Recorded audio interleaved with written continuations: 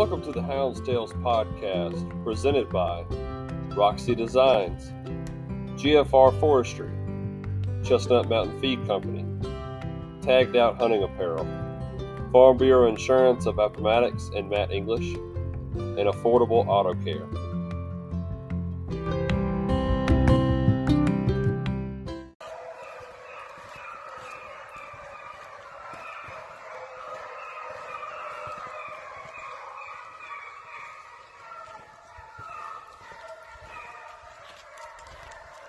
Welcome, everybody, to the 18th episode of the Hound's Tales podcast. Tonight, as always, my name is James Hudson, and I'm joined with Dylan Watson and Daniel Evans. Also tonight with us, we have a special guest on the show, Brad Keefe. Welcome to the show, buddy. Hey, James, how's it going? How are you?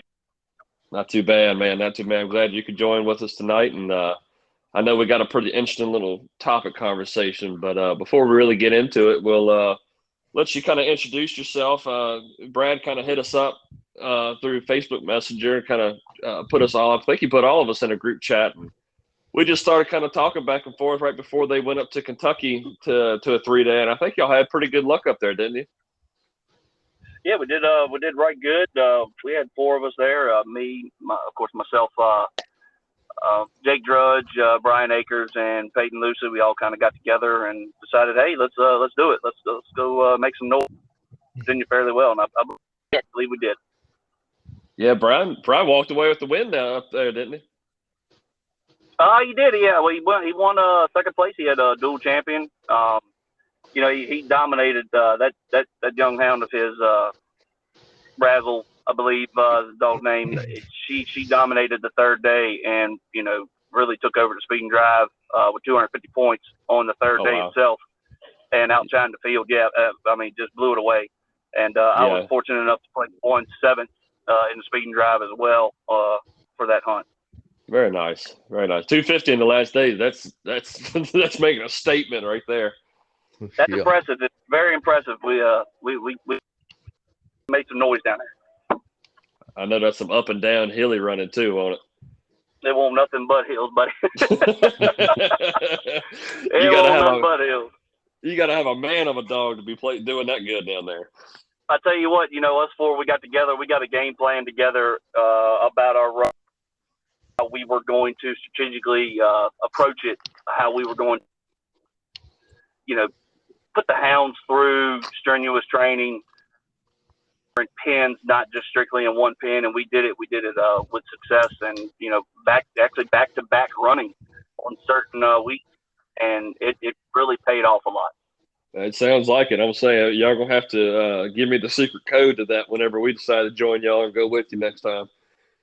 That'll be fine. Hey, you're more than welcome to join us, James. That's right. So, Brad, kind of tell us a little about yourself. I know you were a military man, and before I keep on, we just want to thank you for your service and everything you did. We just had July 4th this weekend, so we really appreciate your service and putting everything on the line for us out there to keep us free and keep this great country going, man. Absolutely. It was my pleasure. I joined the Marine Corps in 2007 through 2011. I had the rare opportunity to get asked to become a dog handler for my deployment for what they call an IED, explosive detection dog, and it was a Labrador Retriever. Dog knowledge that I had prior to the Marine Corps and implemented that with my training that I got from American Canine Interdictions, who I went to go work for after the Marine Corps. How I got in training side with an e-collar, whether it be electronics, whichever brand you would like to use. Right. Really into it and got from the actual pros who have done this their entire life, where I've fine-tuned my skills. Gotcha. So you've had a lot of training then with this kind of, especially with the collar stuff, and I guess with it's interesting. I've always wondered, I'm sure you can't go into full detail, but the training method behind training for like an IED dog. That's got to be intense. It's very intense. So I actually did the full spectrum. So I would actually go travel, and I'd get in my dog truck, and would travel around Illinois, Wisconsin, Kansas, Texas, Arkansas, and would actually go to clients who were friends of trainers who would have the basic commands of hear and sit and would.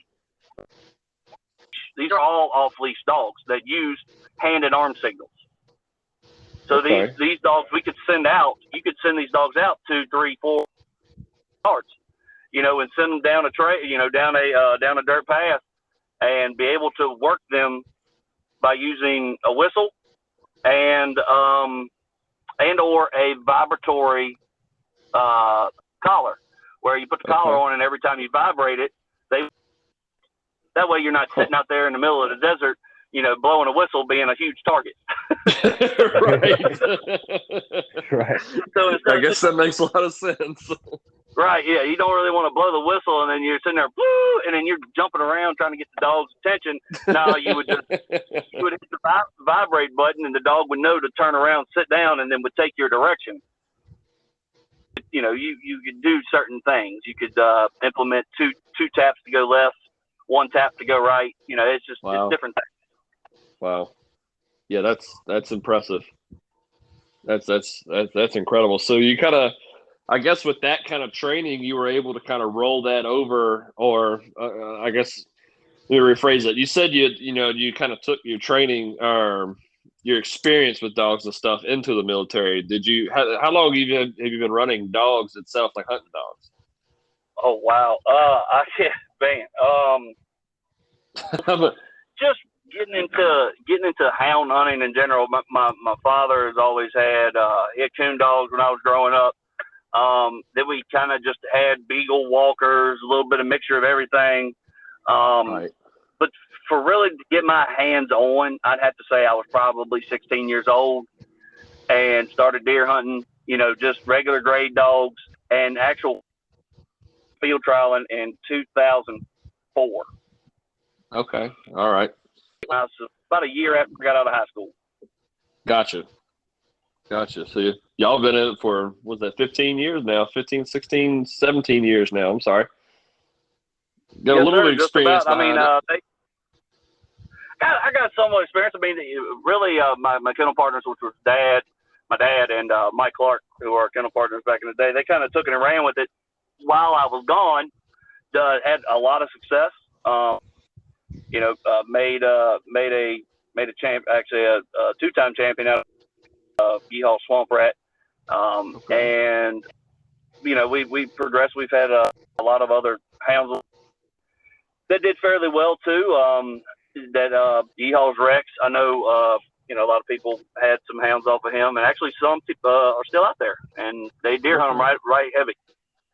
So we've had success, and really, I just do it for the love of the sport. I mean, competition is one thing, but for me to get out there and to travel and to meet new people and to see new grounds to run on, that's what really gets me excited about it. Right. We've said that a few times on the show that if you're in it for the competitive side, then you're going to get let down a lot. You got to be in it for the right reason, for the dogs, for the love of the sport, and and just for the hearing of the chase, is my opinion. If you're in it to try to win a trophy, then you're in it for the wrong reason. Very wrong reasons. I mean, some are really that's their competition. That's what they want to do. I don't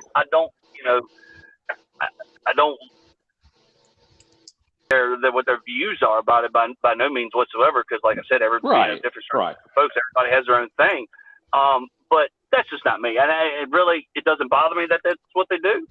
That's what gets the rocks off, and more power to them. But to me, I enjoy listening from them. They might have something for me that I don't know, and I might have some info for them that they might not know. So yeah, that's it. You never too experienced to learn something new, right? Never. You can never be 100% perfectly experienced. So, how much from your military training and training those dogs were you able to roll over into the training for your foxhounds? Everything. Honestly, really just everything. To watch the of a hound. Well, let me backtrack a little bit. To watch the characteristics and the change of direction that a lab would hit a odor dog in the path, and you see a dog's change of behavior. All of a sudden, the dog's running 100 miles an hour. It's running as fast as it can because you send it on a straight line, but then all of a sudden, and that dog sense something. And a lot of handlers, what your first immediate thing is to do is to blow the whistle. No, hold on, what are you doing? I sent you on a straight line. No, pay attention to the dog. And it's the same thing that you're out here on. You're in a thicket, and you've beaten bashed them thickets all around, and you're trying to call your dogs to you here, but one dog is staying back, and his change of behavior is sitting there, and it's getting his attention. Let him hunt. Let him hunt a little bit. The next thing you know, it might be the 10-point buck that jumps up that lays really, really tight, and that change of behavior in that dog, that's something to really pay attention to, because it will catch your eye, and he'll take off. It's real funny that you mentioned that. Me and Daniel were talking about that just the other day. We were out doing some outside training, and I got an old dog. Well, I say old. He's only, I guess he's 4 now, but he has got one of the coldest noses I've ever seen.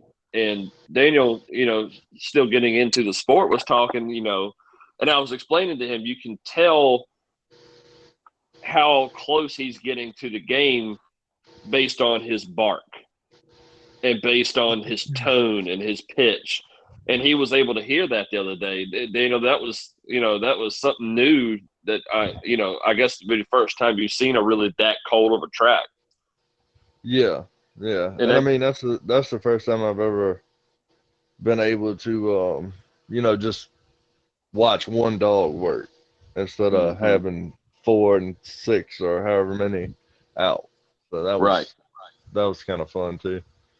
But yeah, I mean, that's like you said, Brad. That's pretty neat that something even as simple, I guess you could say, as that rolled over from your military training over to the foxhound world. Well, that change in a hound, and also positive reinforcing the dog. Now, at first, young, you're thinking reinforce the dog. Well, my voice inflection by telling the dog he's wrong. No, I don't need you to go over there. Here, and that's what I thought by reinforcement. Right. No, positive reinforcement. When a dog, when my lab would go out and find a bomb, and particularly one incident, we were laying down in a through canal where there was a wall, and opening in the wall. Well, we take position, and she kind of like walks off from me and lays down. I'm like, what? 5 yards from me. What are you doing? Get over here. Pay attention to the change behavior. No, I didn't. 5 yards away, there was a 10-pound bomb. So wow. That really opened my eyes to it right there. And I was negative. I was upset at myself. It made her go back to it and lay down again. Well, what she was trying to do is she thought I was upset at her. She wanted positive reinforcement. She wanted me.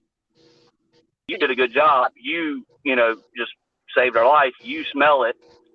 So instead of I was praising her beyond belief. She finally came off of it, and we were able to get myself an EOD in there, and was able to disable the IED and get rid of it. So wow, but that's incredible. That changed my aspect change of direction and dog change of behavior, and giving positive reinforcement. Don't give negative reinforcement, or to yourself, because it makes the dog think that you're kind of upset at them. Right. That makes a lot of sense. That's incredible though. That dog literally saved your life right there. That's awesome. It was that it really opened that one opened my eyes right good. I was only in I bet it. I think it was probably third week there, and this was we found 38 all total together, anywhere from 5 pounds to 100 pounds, but that was probably the third week out, and I was kind of like, oh, all right, yeah, this is going to learn a whole heck of a lot, or something bad's going to happen. Yeah, that's a real quick eye opener for just getting in. They don't really explain that one to you, in your that scenario set up in your training, kind of like an eye opener of, yeah, that could have just happened, and right. You and your brother's lives. Man, that's incredible. So, well, Brad, we'll keep on rolling here, and what we'll do is let's get into the topic. And you were talking a little bit before, so I'll kind of let you take the wing on this. You kind of tell everybody how we kind of come up with the topic, and I'll let you roll on with that. How about that? Sounds good. So today's topic, what we kind of discussed about was, first we've been spitballing some ideas back and forth, and me and James got together. Let's really dial one in where maybe learn a little something from it, and hopefully it'll help them out in the future. Where the topic using the e-collar needs to be as a correction instead of a disciplinary action. A lot of guys is using this e-collar as and not fully understanding how much this thing can really hurt a dog. And what I would do, and that is use the collar as a correction, as not as a disciplinary action. Is that what we're on? We're on the same topic here. Yes. Right. Yes. Okay. Yeah, I agree. A lot of people, the day they kind of that brought this topic up, and why I brought it to James, I overheard somebody saying that they burn a dog up.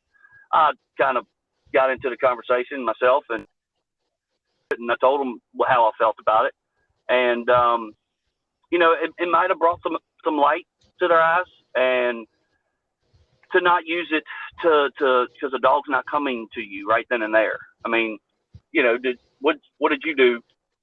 Parents told you, come on inside, supper's ready, and you didn't listen the first time. I mean, I'm pretty sure they didn't come out there and hit you in the over.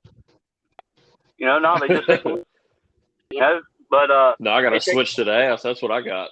Probably did. Most probably were playing with the switch, and then they come up there and hide their tails with it. But that's right. But yeah, and that's what I think a lot of people are, and another reason why we as dog owners are getting a bad rap as well. People are seeing us out there, as they say, frying the dog up, burning the dog up. They're hearing dogs scream and yelp. There's a time and place for you to train your dog, and that is at the luxury, at your own expense, at your own. If you can get a training facility by yourself, that's another good way to do it. I would advise people to start out with a tone, with a light, moderate. That is what the M is for. A moderate sustainment of a shock, and you don't start at 15, you don't start at 10. you start at 5. And Yeah. if you really want to know how it feels, you turn it on, you put it on the top of your palm, and you just sit there and hit the. If you can feel it, that dog. Right.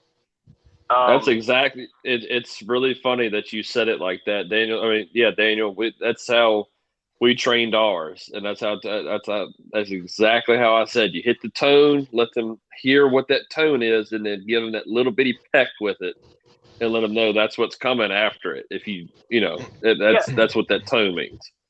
Now you can also, what we would do with training dogs is, you send a dog out there. If you knew you needed to make a correction, you would go ahead and set up a problem. Mm-hmm. What he was going to do. If he was going to go past the first scenario and to the second scenario, then you would set it up like that. But you would hit it. You would blow your whistle first. You'd hit the moderate button. Your whistle again. So the first one is to initiate the attention. The moderate sustainment of the nick for the shock, address the dog at a distance for that correction, and then the second tone, or blow the whistle, needs to pay attention that, hey, that's serious. Right. Does it always work like that? Of course not. Things happen. They're hounds. They have a mentality of their own.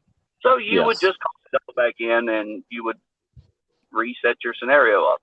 But there's ways to do it. You have to find, every single dog is different. A dog that can take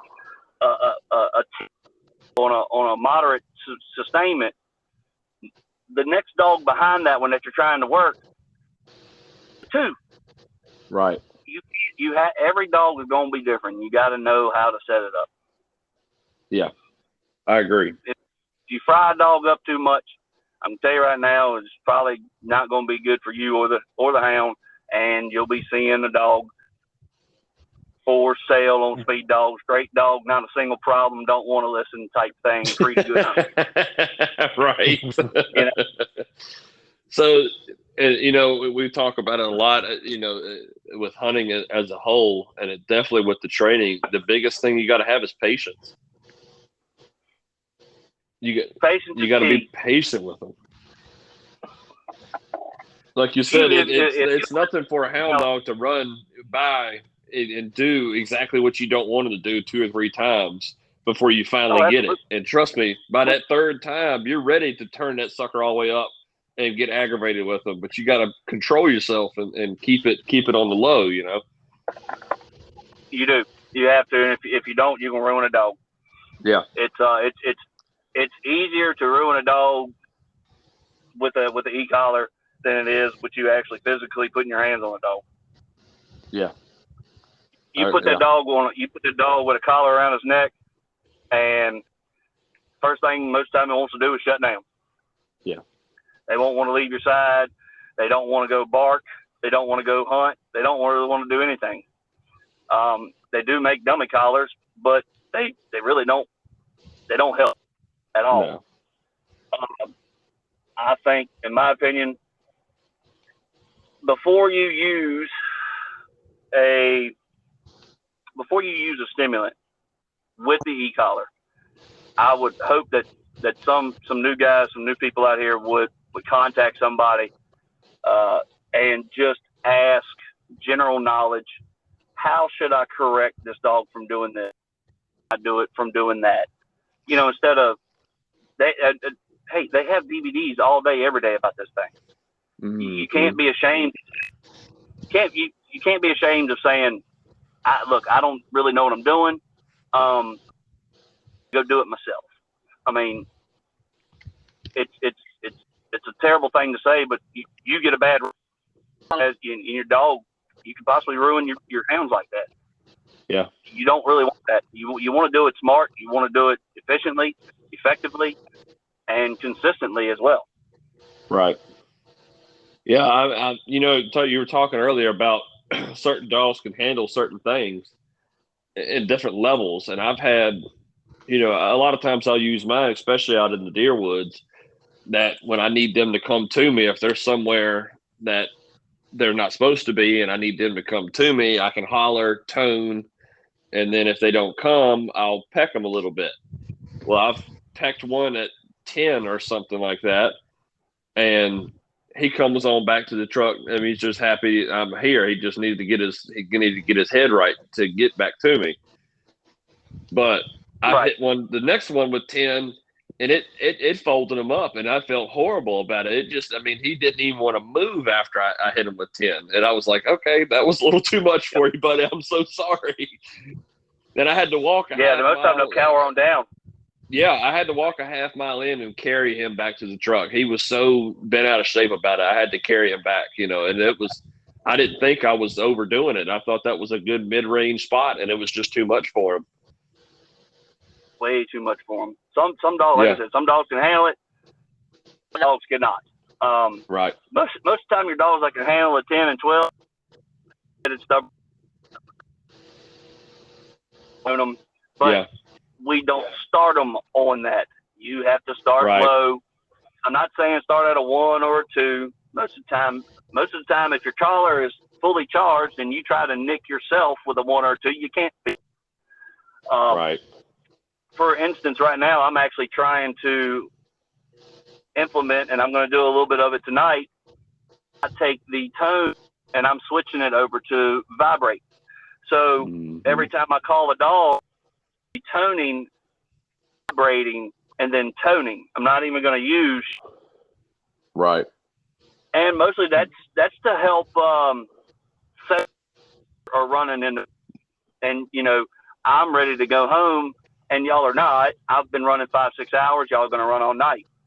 Instead of me toning a dog that potentially would shut y'all's down and bring them in, I'm trying to implement mine to vibrate to where not only do they know, okay, well, vibrate means, it's time to go home.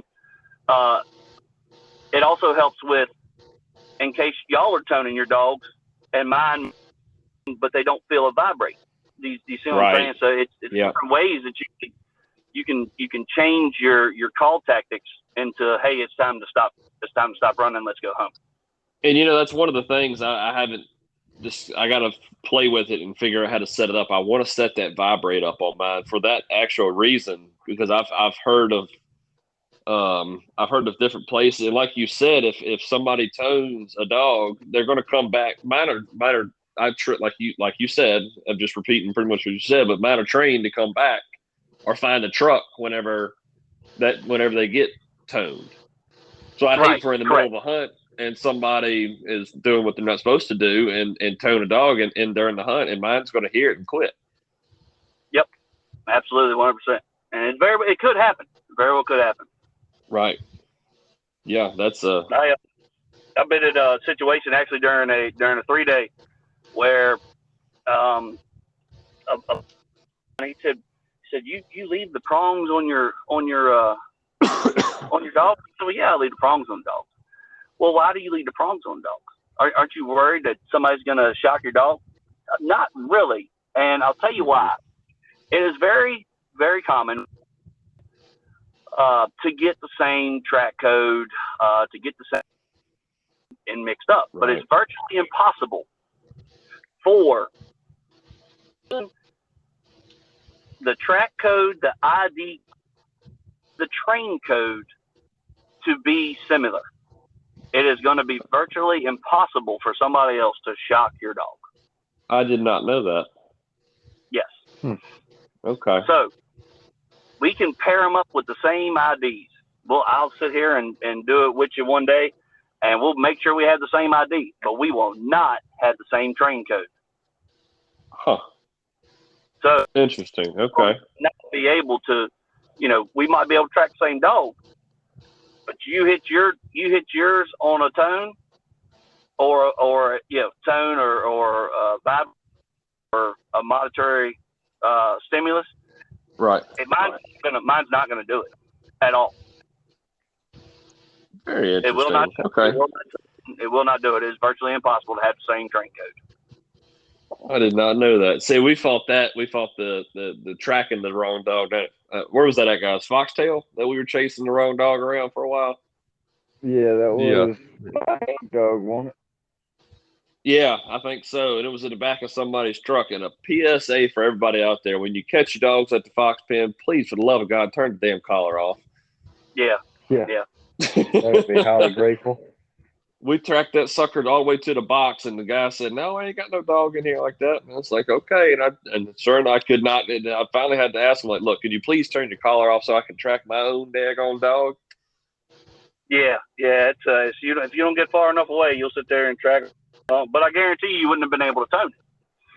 Yeah. I didn't try it. I didn't think about trying. Yeah, because you were.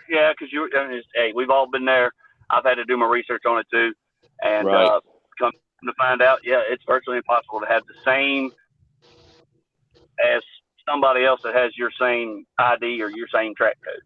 Well, that's good to know then. So when he's like, why do you leave? And I said, well, I'll show you why. So we went into, and it was my four all age dogs. It was the second day, and they were stroking. They were on the Joe Louis Road, and they were going down. It was actually Thistle Swamp in 2017. And all of them were packed together. They were all coming to Joe Louis Road, and all four of them came out on the gray, and gray ducked back in, and I'm toning really didn't work.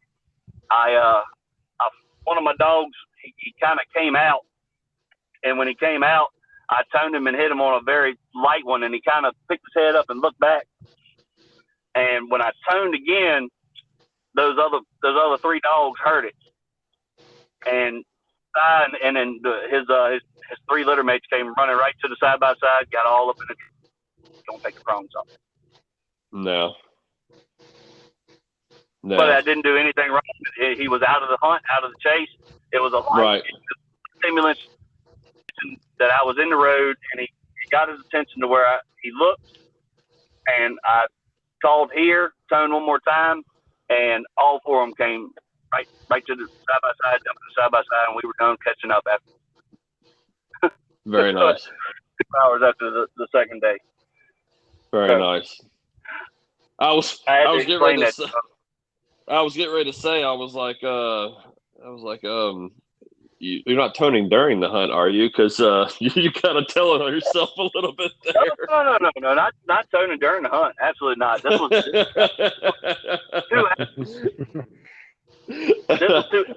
my four were the only four that were still running in time. And he was like, well, I'll be darned, man. I didn't think that would work. I said, well, of course, man. I mean, I'm not going to do it while they're in the. I mean, I toned them when they were not on the scent.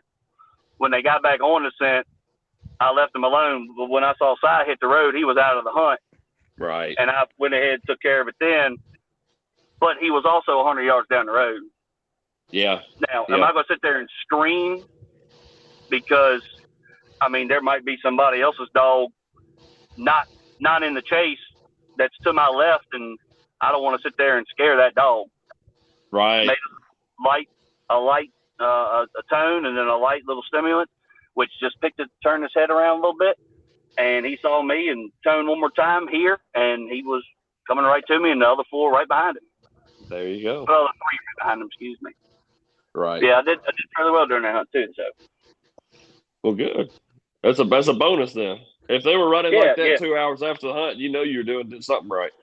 Yeah. I ended up fourth endurance, fourth speed and drive, and they actually had to go down to the wire between me and Frank Williamson, who had the most leading points. I think I ended up with 325 points on the third day, and he led the speed and drive on the last day.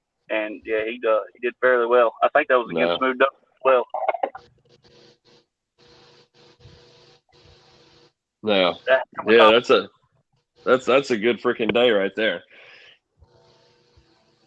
Oh man. Well, Daniel and Dylan, did y'all have any other questions about the training with the collars and stuff for them? Any other thoughts? Not off the top of my head. I had one, and to be honest, I lost it.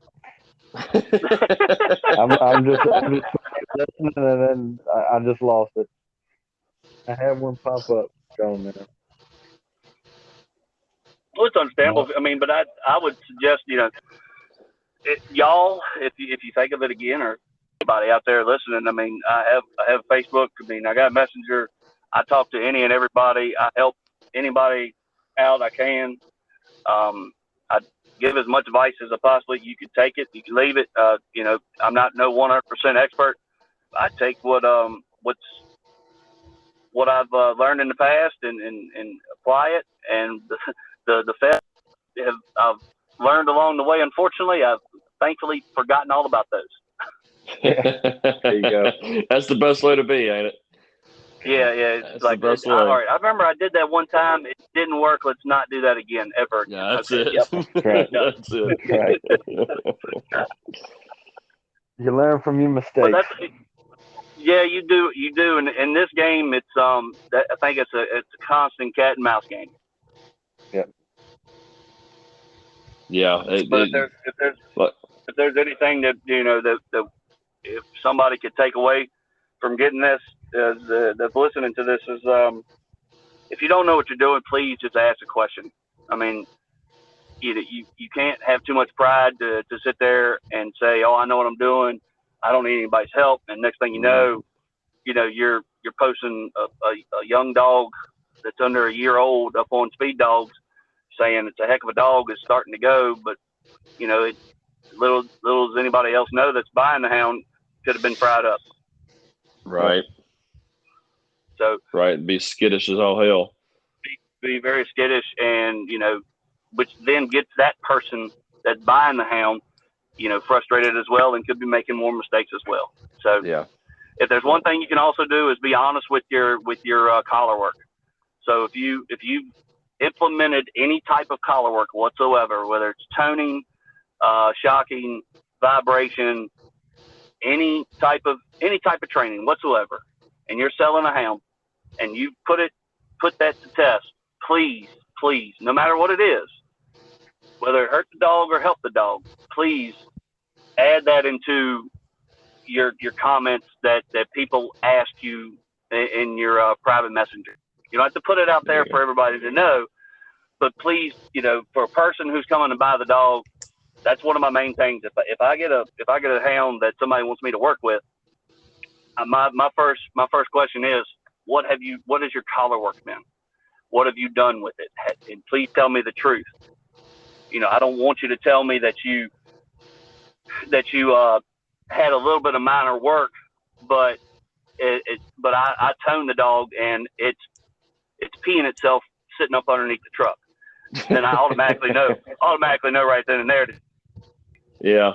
So, and then I have to work through that problem as well, which is not very hard to do. It's longer time than a month or two to get it out, but you can. But that's another thing I'd like to pass on, is just your collar work. If you are selling a hound, I did this, it didn't work. It might be one of the main reasons why you're selling the dog. It's okay. Yeah. Just tell the people so they know what to expect when they do their own collar work. And I'll get your. I got one more. I'll get your advice on this. This is how I've trained since I've bought GPS systems. This is how I've trained them to get used to. I kind of mentioned it earlier, but I take them and I put them in a little bit of a smaller lot. My lots are huge. I keep all my dogs together. I'm a little different than most people, but all my dogs are in the same lot. So I take them and I put them in usually my in-heat lot. It's a little small lot. It's like a 10 by 10 lot. And I'll put them in there, just me and that dog, away from all the other dogs by themselves. And I want your opinion on how I do this. Like I said, it's a very light. I tone them in there with that and let them hear the noise, and then I peck them. And once I peck them, they come to me and I rub them and I give them love, and I make sure they're comforted and that kind of thing. And that's all I do. And once they do that, they know that if they stop and come, if they hear that and they feel it, then that's, once they come back to me, it's all going to be okay. That's kind of the way I look at it. What is your take on that? Yeah, that's absolutely fine.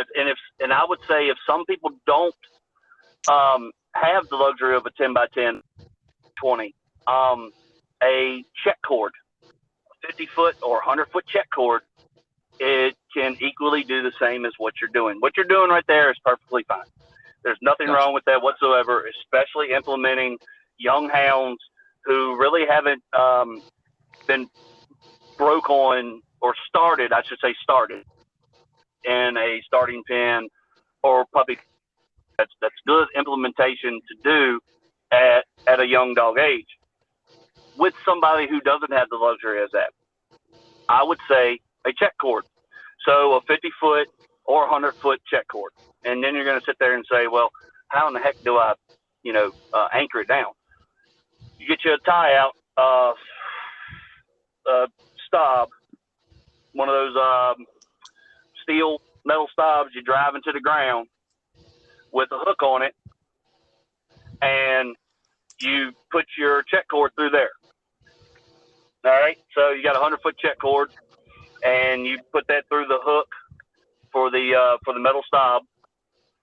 You, of course, you start out with the puppy or the hound right there at you. You go ahead and clip them to the check cord.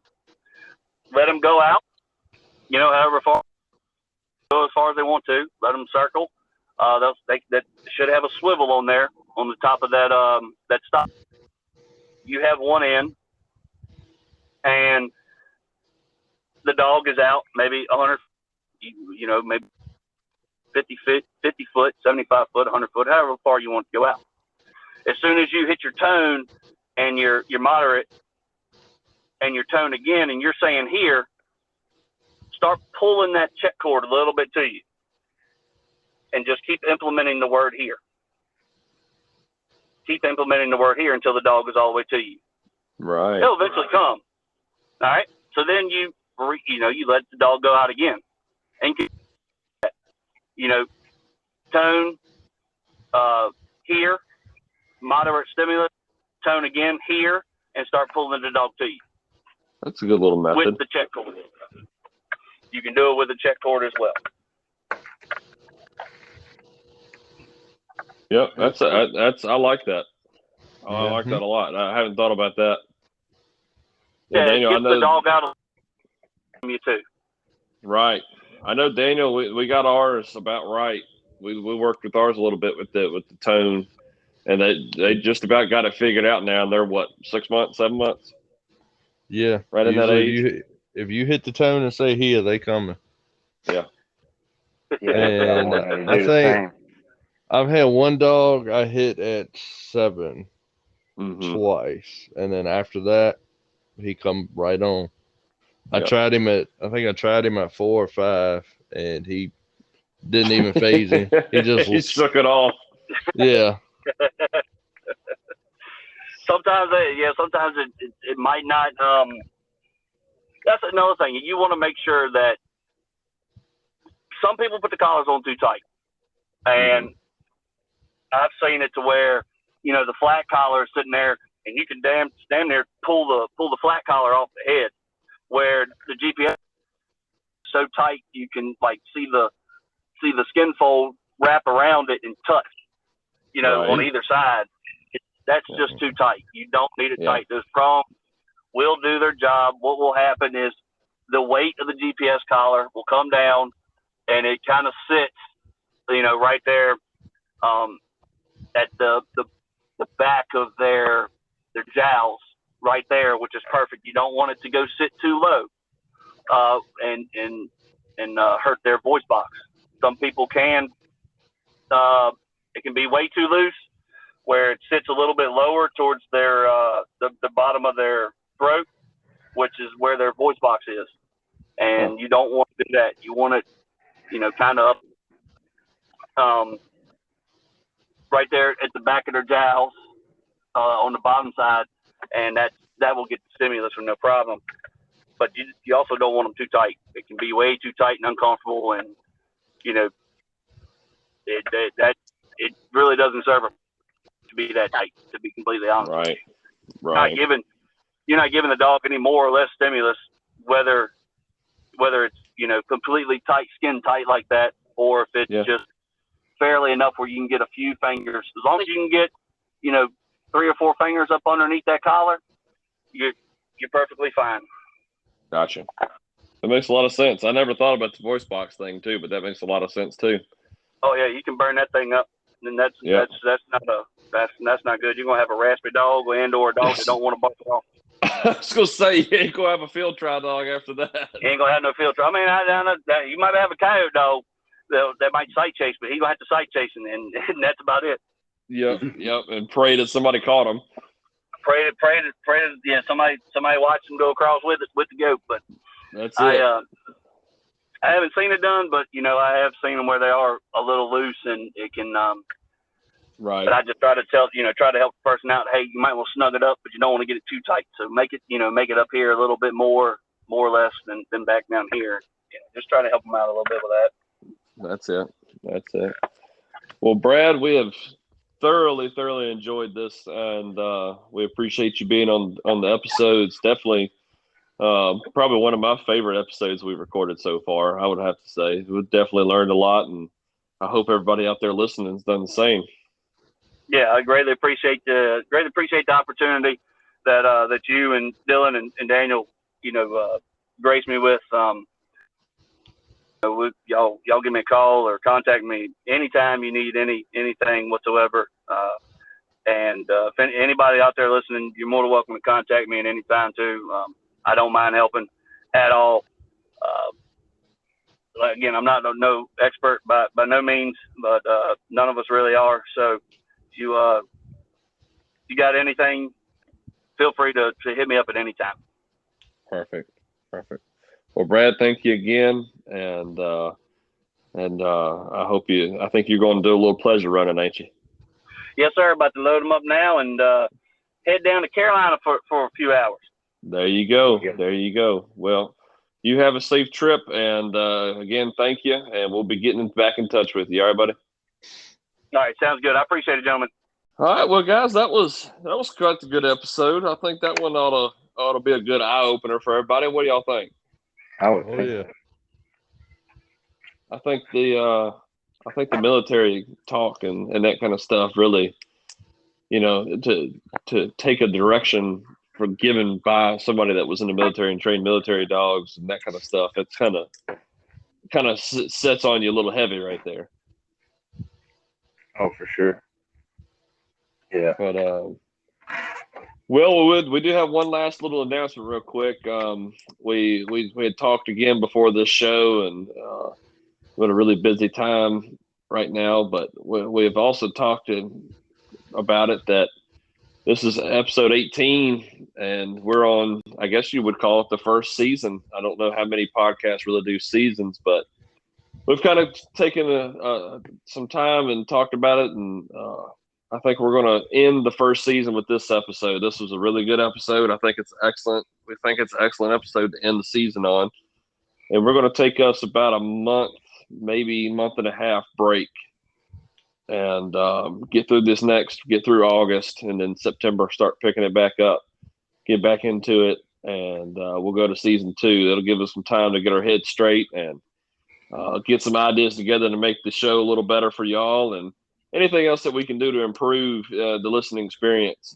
So we do want to thank y'all, everybody that's been out there listening, for your continued support and continued listening. We will be at Hunts. We'll be flying to Banner. We'll be at TNS this weekend down there, and hopefully we'll have the banner either up on the truck or up on the canopy if we can get that set up and going right. Sure. And y'all feel free to come and talk to us. We'll be at Tar River next month, so we got a few hunts coming up that y'all can catch us at. So, and don't forget about our Facebook page. We'll keep people updated with what's going on and where we're going to be at on our Facebook page. We'll kind of post some questions and stuff like that here and there, and some topics and stuff like that too. Yeah, we'll do that, and we're also looking at doing some like T-shirts and stuff like that. So we'll see where hopefully. that goes. So Yep. we'll keep everybody updated for the next month and a half before we start. We might even start season 2 out with a bang. There you go. There you go. Well, guys, y'all got anything else? No, I'm good. Daniel, you good? No. Yeah. Yep. All right. Well, everybody, we've enjoyed it. Fellas, I've enjoyed it. It's been a fun 18 episodes, first season. Hopefully we can continue to make this thing and keep making it better. So everybody out there, thank y'all again. And for the last time this season, happy hunting.